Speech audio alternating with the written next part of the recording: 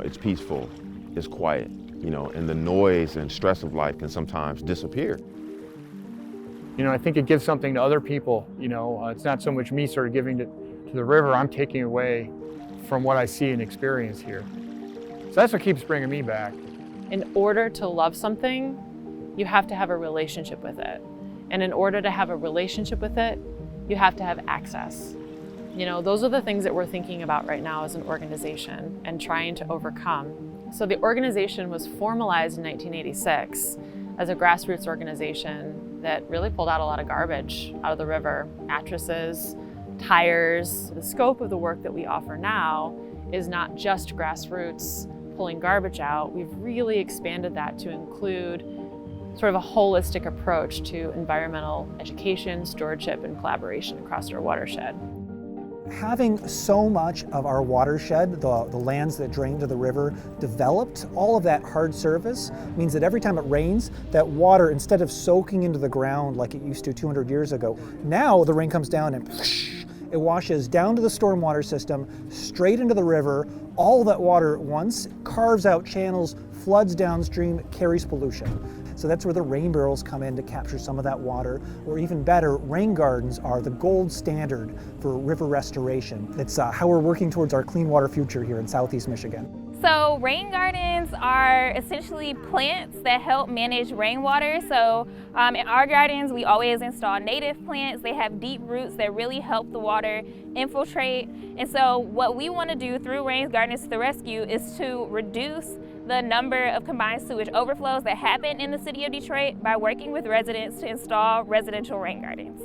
I believe that change in our watershed has to come from the individual level. Every individual person can be and should be part of that solution. You're creating this incredible experience that's bringing joy and fulfillment and meaning to people's everyday existence, and feeling like they're part of something bigger than themselves, and sharing that joy with others is what it's all about.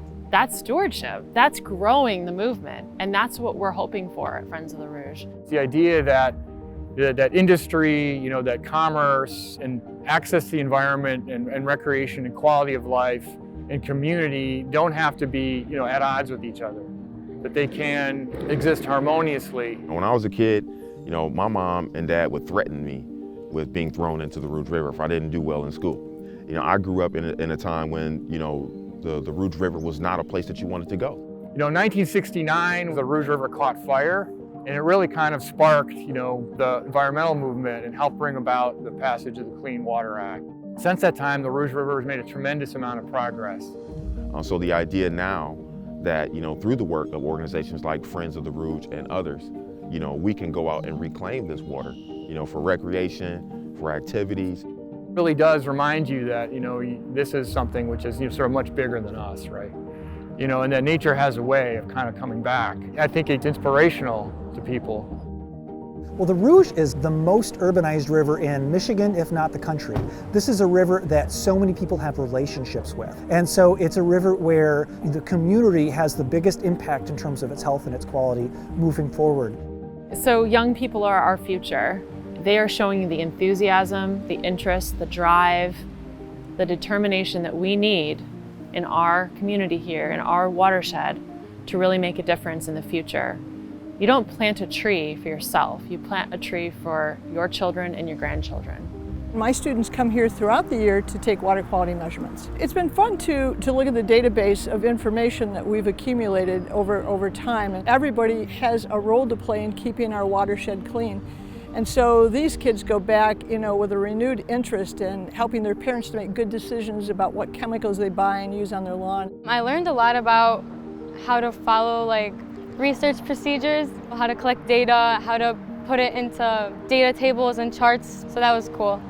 I have a 3-year-old and a 5-year-old, and to see the joy on their faces when they walk along the trails parallel to the Rouge River it's an immeasurable joy. So for my children, to be able to have a relationship with the river and the watershed, I think is awesome. I think all of the programs that we offer, all of the work that we do is people first, because people, we are the solution. I am the Rouge. I am the Rouge. I am the Rouge. I am the Rouge. I am the Rouge. I am the Rouge. I am the Rouge. I am the Rouge. I am the Rouge. I am the Rouge. We are the Rouge. We are the Rouge!